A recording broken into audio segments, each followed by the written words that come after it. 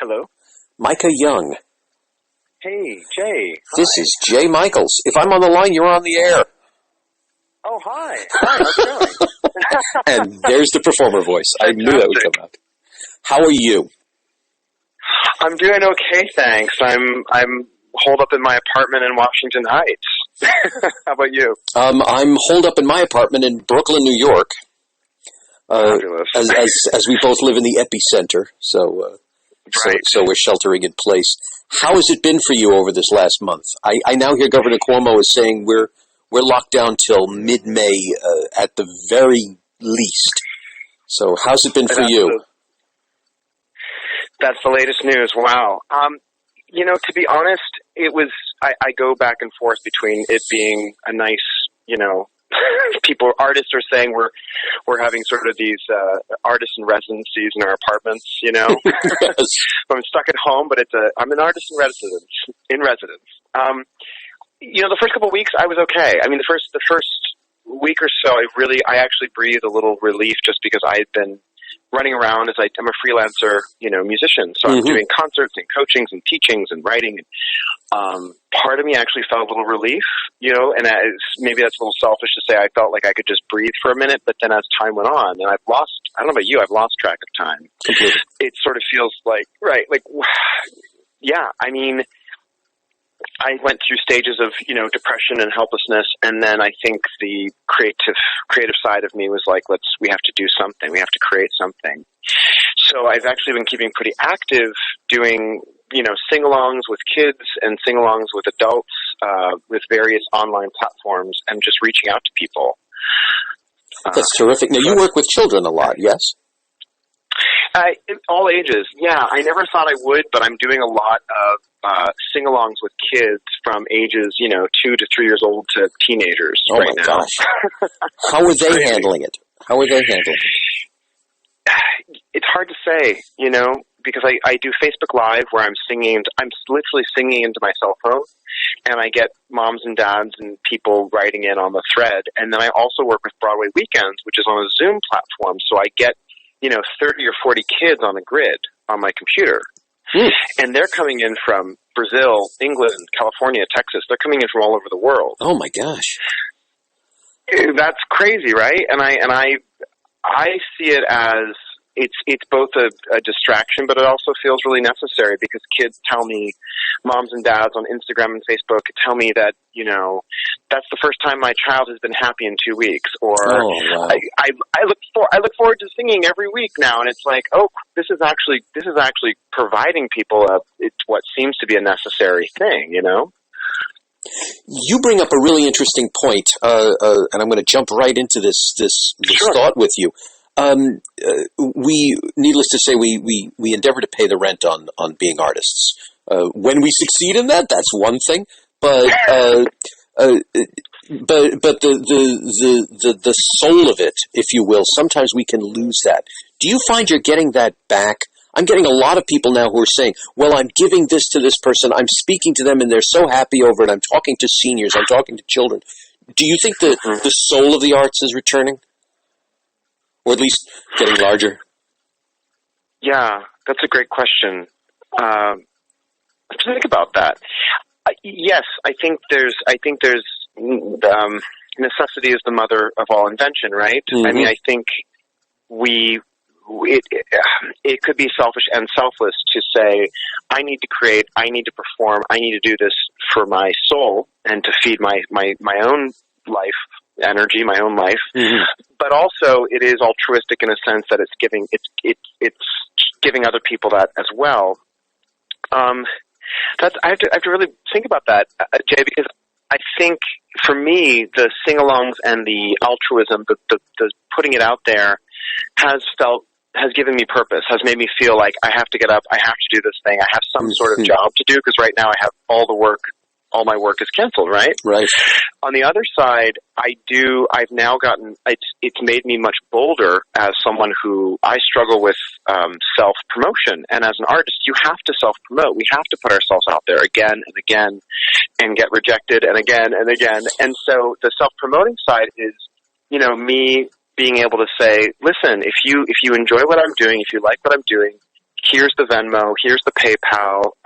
Of course, donations are greatly appreciated, and I make a point of anyone who does contribute a little bit. I thank them. I thank each and every person, because every $10 or $15 donation towards the hours upon hours of work we do to put together, let's say, 45 minutes of a sing-along, it is something. Of course. But I hear what you're saying. I think there does come a point where the soul is what you asked, the soul of what we're doing and why we do it. I think there is a level of, someone yesterday asked me about being self-conscious. You know, if you're not too self-conscious, would you do this or that? And I said, listen, I think we've had to throw self-consciousness out the door. Oh my gosh, yeah. Oh my. We're all doing things we never thought we'd do. I never thought I would be doing sing-alongs on my phone to children all over the country and all over the world. All over the world. But here we are. Yeah. I had someone from Australia tune in the last weekend, and that was really special. I mean, people post on the Zoom meetings. You know, we're in Australia, we're Brazil. It's stunning. I mean, it's mind-boggling that that's where we are. I think you've answered my question brilliantly. When you say I have to think about it, sorry you don't, because you've answered it brilliantly. You seem so thrilled to be able to do it. You're giving your art to people who need it so desperately. It's truly medicine of what you're giving them. And as an afterthought, yeah, here's a Venmo. You got whatever. I'm still going to do it. So the hell with that. But if you want to, you can. So yeah, right there, you're showing your soul, which is marvelous, which is absolutely marvelous. Well, thank you. Now we're another thing. My wife is a musician. She's a singer and she's a voice teacher, and there are these softwares now where you can jam with other musicians, and almost in real time. There's no delay and things like that. So, and I'm hearing all about virtual theater projects and whatever. I ask this with excitement and fear. Do you think what do you think? Do you think we're coming into like a new kind of art? When let's put it this way, when the doors open, whenever Cuomo says the doors can open, are we just going to leave all this behind, or is this going to become a major facet of our lives? Well, I would love to know what software she's using. I still struggle with the delay when I teach. In fact, I have a coaching later today, and I coach singers. I'm a music director and pianist, and I've done Broadway shows, and I've done playing auditions for people. So I do a lot of audition prep and just presentation for actors through their songs. But one of the things I have to do is I have to record the accompaniment to whatever song they're going to sing, and I send them that file, that accompaniment, so that they can play it from their end and then sing it in real time. Because I have found a bad delay with me playing and them trying to sing. But your question about new theater, I'll give you an example. I got asked by a company called Musicals. I think it's called Musicals at Home. And they were creating a show where every actor got, I think, a scene or a little bit of a scene, and the actors were doing their bit, and then they spliced the scenes together into a video. And then I was asked to write music to one of their scenes, and they had a bunch of composers write music to each of the scenes. So they created a very sort of fly by the seat of your pants musical, or play with music in this case. Right. So it was fun, it was exhilarating, but there was no prep and there was no polishing. There was an interesting article in the New Yorker that spoke to this, which is that we are now pulling back the curtain. All the artists are doing all of these concerts in their living room, and we're doing sing-alongs in our living room with, I'm wearing, a shirt and, shorts, and I'm not wearing shoes. I'm not getting dressed up for the concert. Do you know what I mean? Yes, I do. I mean, sometimes we're not wearing pants, and that's okay. But it's a different mentality, because people are now seeing us in our less than polished state. I mean, you go to a Broadway musical, and the sound system is polished, and the costumes and the lights and everything are all perfectly aligned, right? Oh, it's flawless. It has to be flawless for that kind of money. So, well, what you get, hopefully you're getting what you pay for. Yeah. And we're seeing a lot of professionals like myself who are we're just being thrust into an unpredictable situation. And I talk a lot about this with friends, that musicians and artists, we're so used to the instability of life, whether we lose a show, we lose a job, it happens all the time. But now the entire world is sort of in an unstable place. So I think we're all sort of trying to get our footing Right. But I also think but to your question, I think live theater will never go away completely. I think the idea isn't the idea that we get together in a room, we commune, and we all experience something together, and then have that resonate with us would be my hope. So that sense of community cannot be denied. No, and I also am very concerned about the necessity of human touch. Uh-huh. We do as human beings, whether it's a preemie baby that needs to grow or someone who's very ill. I think that I was reading different studies about skin hunger that I'm getting a little off topic, but we do need touch. We need to hold each other. We need to hug. We need to embrace. And certainly if you go see a musical or a play that touches you, I know for me sometimes I need to embrace, or I need to share that with someone. Of course. It's the notion of the energy wafting over you. We can't we can't do it through a screen. I've spoken to so many people, and because even if tomorrow they open the doors, there's going to be a very long time before things can be back on its feet, and before people will not be afraid to be within 6 feet of another person. So that's why I've been asking: are we looking at another evolution somewhere in there? You bring up the point of touch very well. You say you get off topic. You're wrong again, because that's exactly right. It's the sense of coming together of being involved. Though I do get the idea that virtual theater may end up becoming much bigger than we imagine. You bring up another interesting thing about the audience seeing us in our underwear, if you will. Mm-hmm. Do you think that's? Now, I had to laugh loudly. I did a Zoom interview not long ago, and I put on a shirt, I put on a blazer, I combed my hair, the whole works, but I was still in my pajama bottoms. So right. I won't even say who I was speaking to, because they'll be furious that I was in my pajama bottoms while I was talking about. But do you think we're how do I put this? The really talented. Do you think this is going to be a way of really seeing who is talented, who is the great artist, who is the great musician beyond the microphone, beyond the spotlight? Do you think this is going to be some sort of showdown, if you will, so we see who the real artists are? That's another great question. You made me think of a lot of things. I think this situation, for those of us who are doing Zoom meetings at home, I think this situation is proving. My brother, for example, think of my brother. He has a job where working from home is more ideal for him, and now it's been forced for him to work at home, and it's working out great. And it proves the point that for many of us, for us in our regular lives, working at home is doable, and thanks to technology. I mean, imagine if it was 1918 and we were in the middle of the epidemic 100 years ago. You know? Yeah. So there's that. As to your question about the showdown, I don't know, because for myself, I was very anxious about starting up my singalongs and doing in-house playing for people, on my own piano, which desperately needs a tuner. I need my technician to come in, but he can't come. So right. I'm sort of working with what I've got. So the piano's not perfectly in tune, and I'm playing a lot of music that people are asking me, oh, can we do this song and this song? And so I put together musical theater sets, and I put together Disney sets for the kids. And it's not polished, and I worry sometimes about how I'm perceived by the professional community, because I do this for a living as a professional. On the other hand, I have to put aside my own, as I said, the self-consciousness has gone out the window, and here I am doing this for the needs of others and realizing that it's proving to be useful. Yeah.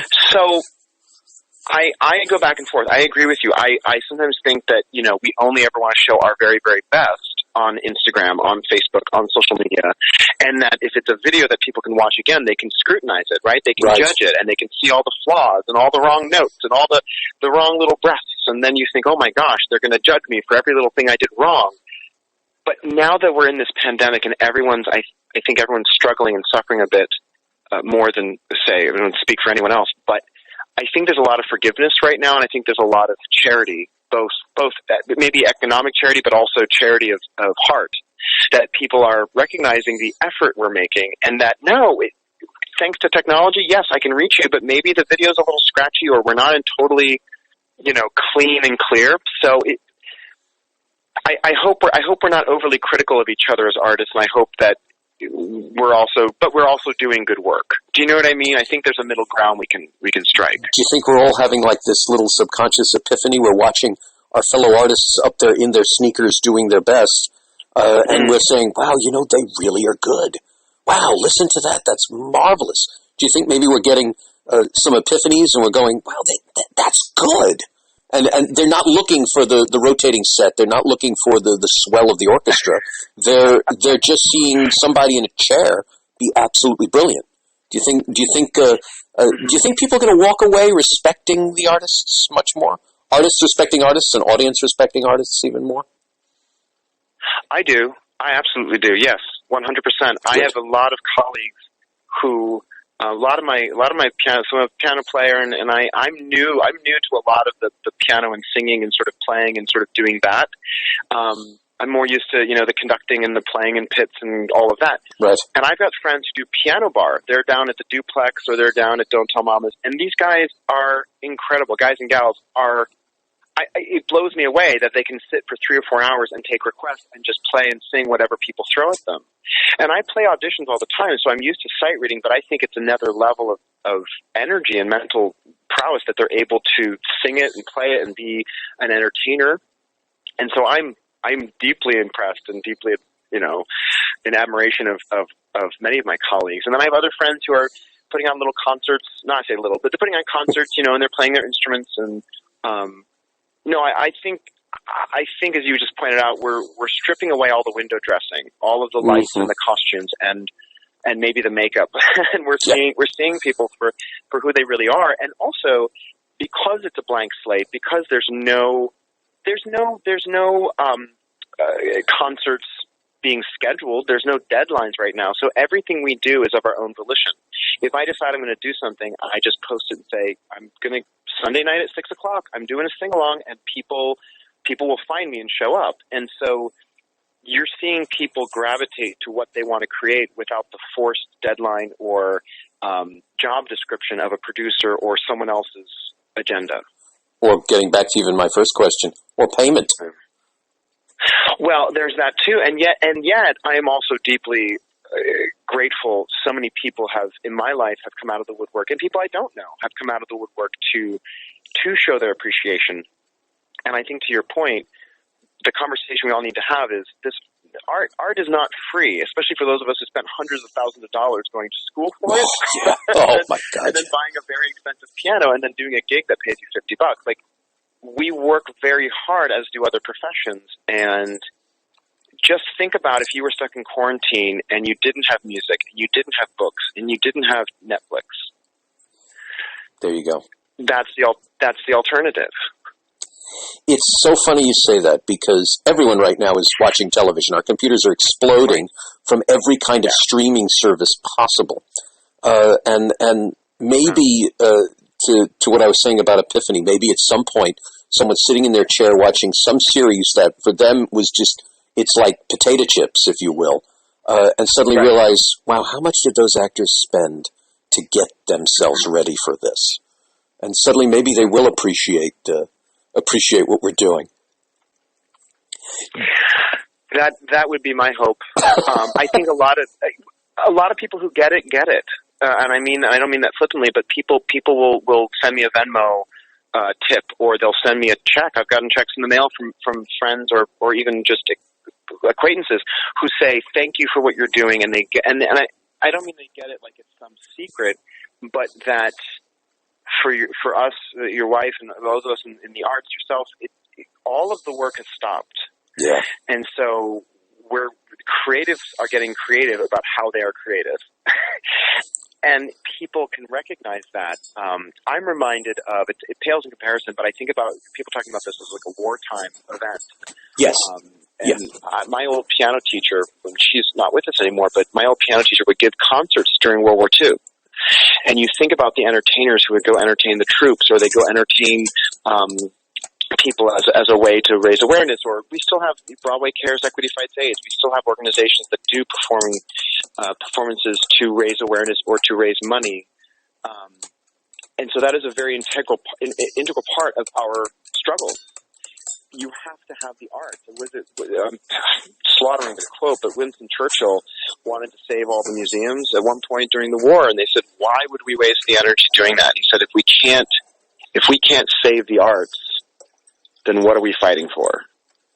Yes, I know the quote you're talking about. You didn't do as much an autopsy as you think you did, but I know it very well, and I've always been influenced by that.